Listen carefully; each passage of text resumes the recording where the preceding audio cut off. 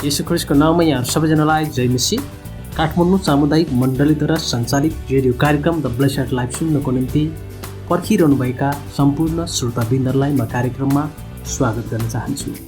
यो कार्यक्रम तपाईँले प्रत्येक हप्ताको बुधबार साँझ 7:15 देखि 7:30सम्म तपाईँहरूले सुन्न सक्नुहुनेछ केवल गुड न्युज एफएम 105.1 मेगाहर्जमा। त्यसैगरी यो कार्यक्रमलाई तपाईँहरूले हाम्रो युट्युब च्यानल द ब्लेसेड लाइफमा गएर पनि यो कार्यक्रमलाई सुन्न सक्नुहुनेछ। सुरु गरौँ आजको कार्यक्रम।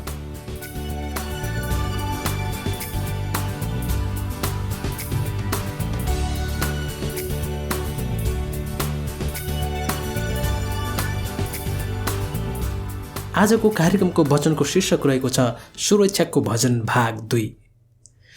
गएको हप्ता हामीले भजन सङ्ग्रह 91 को अध्ययनलाई सुरुवात गरेका थियौँ।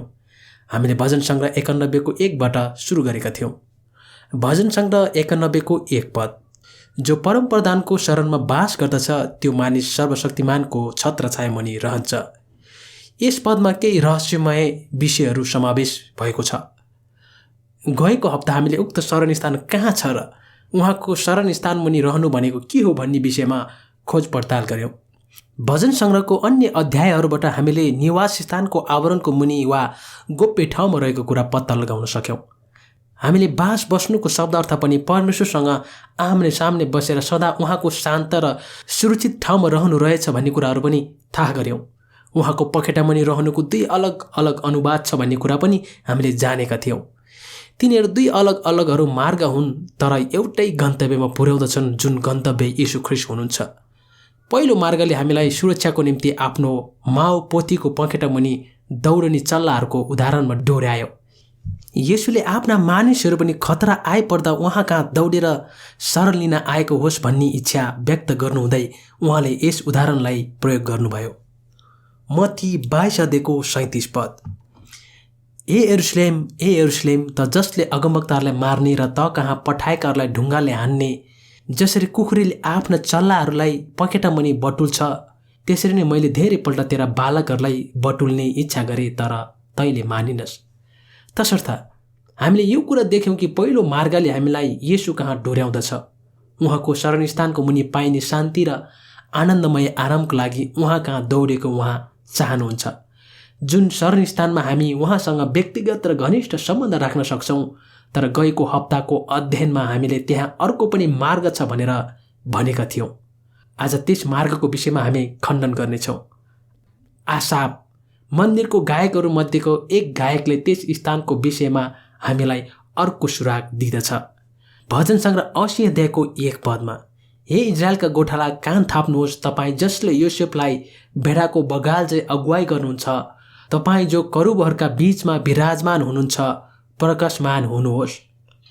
निवास स्थानमा 2 अलग कोठाहरू थिए। पहिलो पवित्र स्थानमा मैनबत्ती राख्ने समाधान टेबिल र भेटीका रोटीहरू थिए।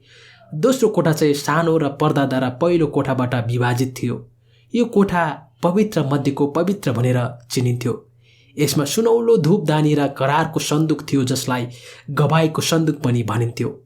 यस सन्दुकमाथि परमेश्वरले मोसाद्वारा सुनौलो आवरण निर्माण गर्नुभएको थियो अनि त्यसको कृपा आसनको हरेक छेउपट्टि करुबहरूले आफ्नो पखेटा फिजेर उक्त कृपा आसनलाई ढाकेको थियो। प्रस्थान 25 अध्यायको 20-21 पद, ती करुबहरूले आफ्ना आफ्ना पखेटा मास्तिर फैलाएका र कृपा आसनलाई आफ्नो पखेटाले ढाकेको हुनुपर्छ। तिनीहरूका मुख आम्ने सामने कृपा आसनतिर फर्केको हुनुपर्छ। त्यो कृपा आसनलाई सन्दुकको माथि राख्नु अनि सन्दुकभित्र गवाई पाटी राख्नु, जो म तँलाई दिनेछु। उक्त फैलिएको सन्दुकले कृपा आसनलाई ढाकेको आवरण करारको सन्दुकलाई ढाक्ने आवरण थियो। यही स्थानमा परमेश्वरले आफ्ना मानिसहरूसँग बोल्न रुचाउनुभयो। प्रस्थान 25 अध्यायको 22 पद, त्यही म तँसित भेट गर्नेछु अनि कृपा आसनमाथि गवाई पाटीको सन्दुकमाथि हुने ती 2 करुबहरूका बीचबाट इजरायलीहरूको निम्ति सबै आज्ञाहरू म तँलाई दिनेछु। अब भजन सङ्ग्रह 91 अध्यायको 1 को रहस्य समाधान भएको छ।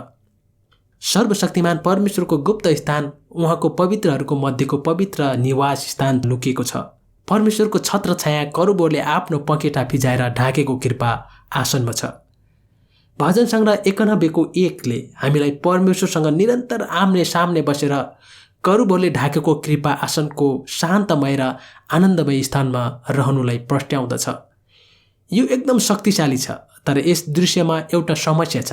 उक्त पवित्र स्थानमा जानलाई केवल प्रधान पुजारी मात्र अनुमति थियो र त्यो वर्षको एकचोटि मात्र प्रायश्चितको दिन पाइन्थ्यो।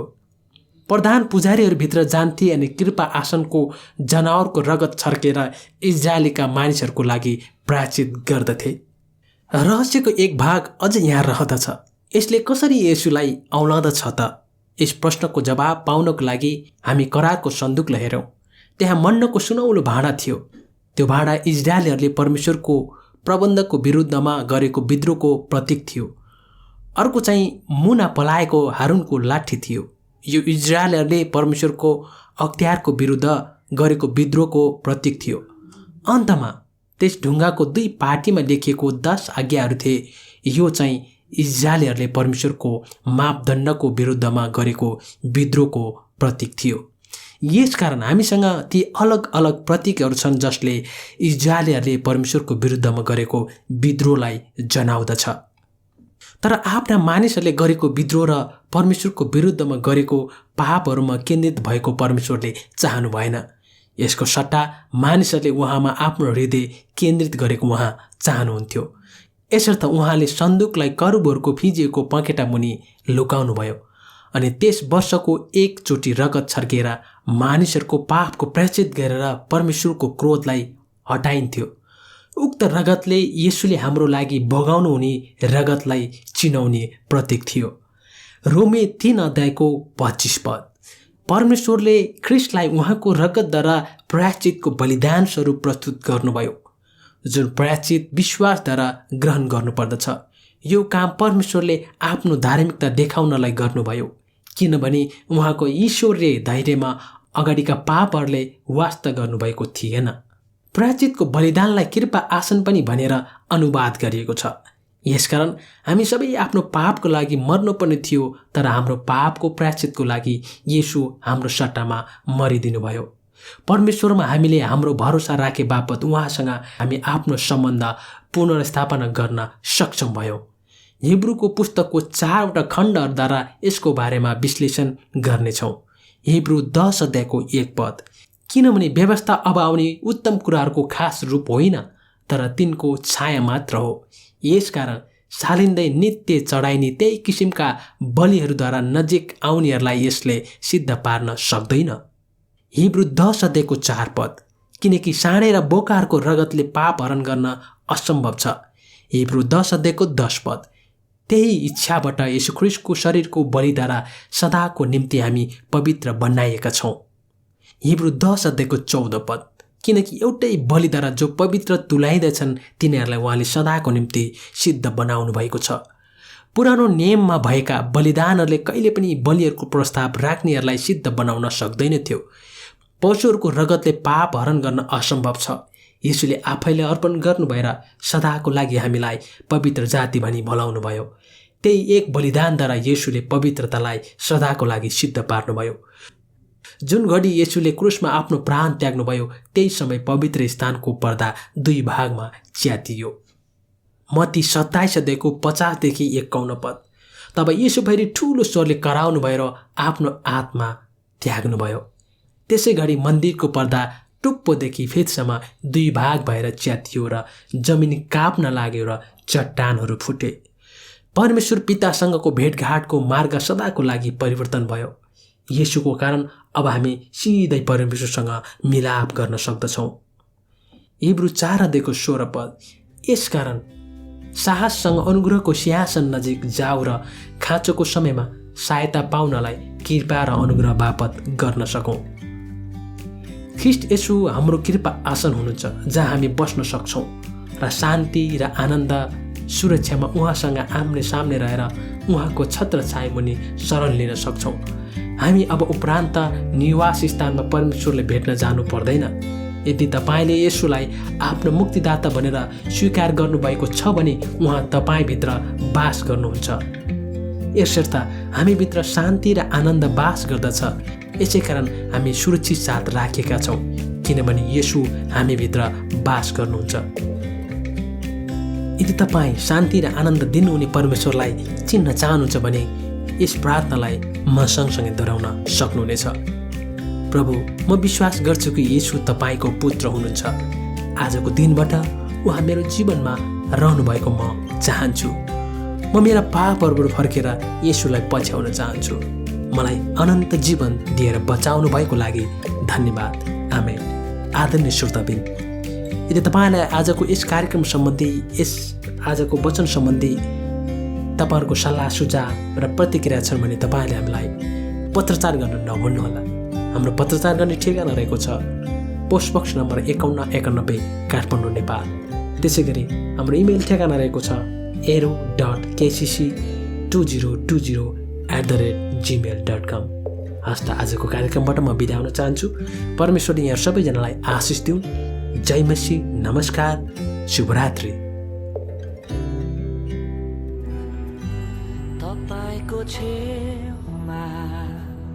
तपाईको छेउमा तपाईको नजिक अङ्गालो भित्र राख्नुहोस् मलाई।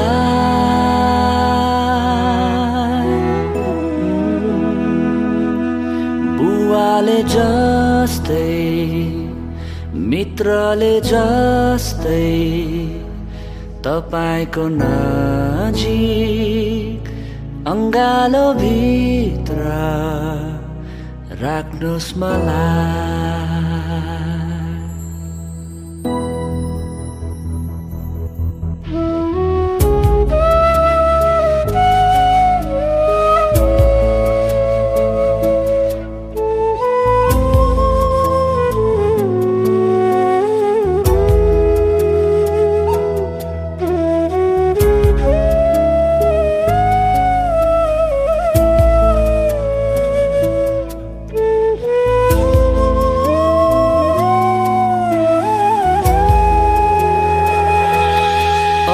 कतै पनि मिल्दैन विश्राम, यो आत्माले तपाईँमा नै विश्राम पाउँछ।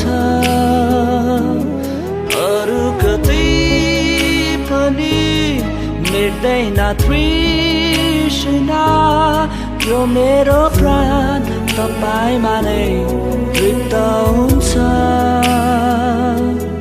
यसैले छेउमा तपाईको छेउमा तपाईको नजिक अङ्गालो भित्र राख्नुहोस् मलाई।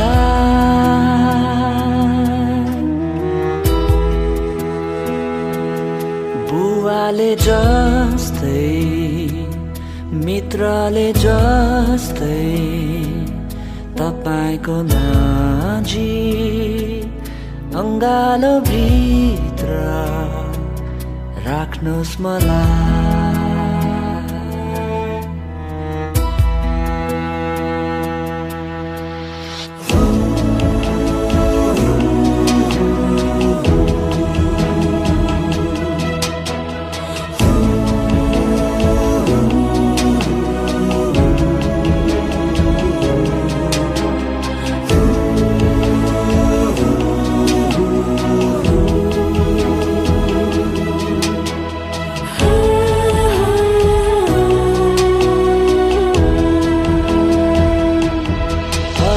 कतै पनि हुँदैन चोट निको, येशू तपाईँमा नै हृदय निको हुन्छ।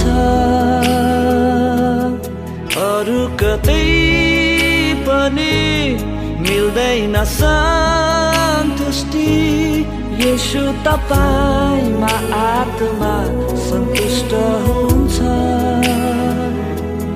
यसैले छेउमा तपाईको छेउमा तपाईको नजिक अङ्गालो भित्र राख्नुहोस् मलाई।